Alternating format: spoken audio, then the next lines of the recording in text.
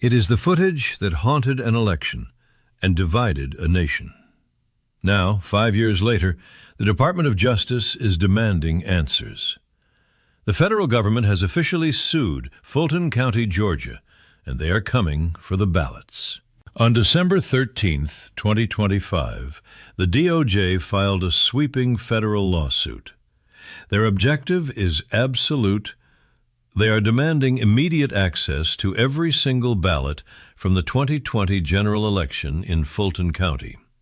This includes used ballots, voided ballots, and the critical signature envelopes. For years, questions have swirled around the State Farm arena. Millions watched the security tapes, observing workers remaining after poll watchers were dismissed. They saw containers, described by some as suitcases, pulled from beneath tables. While officials insisted this was standard procedure, the imagery became the symbol of doubt for millions of Americans. This lawsuit targets a long-standing impasse. A state elections board previously issued a subpoena for these very materials, but it was ignored. County officials argued that sealed ballots are protected, requiring a high-level court order to be unsealed.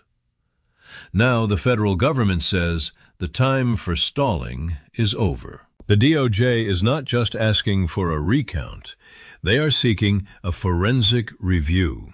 This involves digital files and the physical inspection of paper integrity.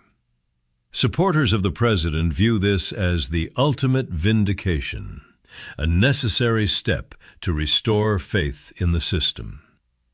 Critics argue the results were already confirmed by 3 separate counts. This move mirrors the intense demands from the president's most ardent allies. For months, voices like Steve Bannon have called for U.S. Marshals to seize these records immediately. The strategy is clear. Utilize federal authority to pierce the shield of local bureaucracy and expose what lies within the 2020 archives. The reaction has been explosive.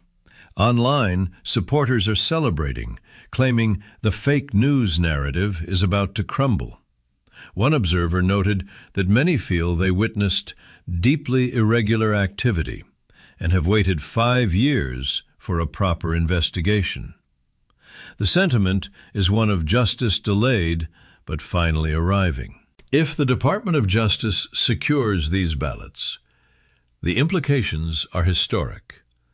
It establishes a precedent where federal powers can override local objections to review past elections. Whether this reveals irregularities or confirms the count, the battle for the truth of 2020 has entered a new and final phase.